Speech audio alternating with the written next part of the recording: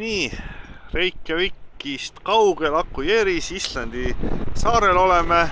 Otsin siin ringi, et kus võiks olla mingist poodi, kus saaks mingit suveniiri.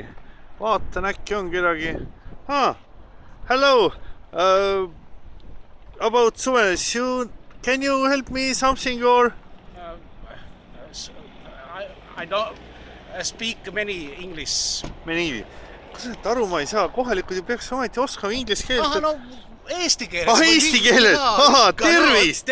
Teie olete siin elanud pikka aega, oskate äkki juhatada, et tahaks nagu suveniir Islandil öeldi, et midagi sooja ja mõnusat, et oskate mingi lähedal mingit poodi värki. Muidugi.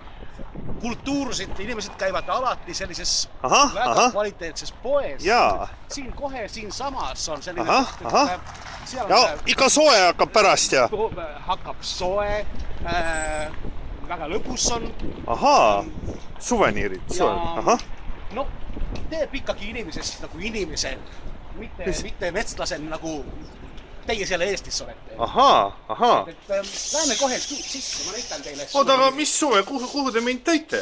Näete, siis kohe võtame siis esimese asja. No, neid 2-3 pakki õhtu jooksu. Aga see midagi tervislikku, no ma ei tea, kas see kasemahla või midagi sihukest, kas on midagi sihukest või? Siin näete, on kaselehe. Kaselehe? Jaa, selline björk, nagu meie ütleme siin koha peal.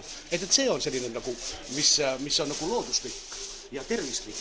Ja see on mingi lahjem asi või? See on lahja, jah, see on ainult, kas ta oli 27,5%. Ja see tuleb otse kasest, lastakse välja ja? Ja puuritakse au ja lihtsalt paadakse pudelisse. Nii, see on küll vägev asi, see on üks Islandi nagu 7. maailma ime. Siin on natuke kangem variant ka sellest. See on tumedamast puust lastud. See on, ütleme, see niisugune nagu sookask. Sookask, mis on külmunud.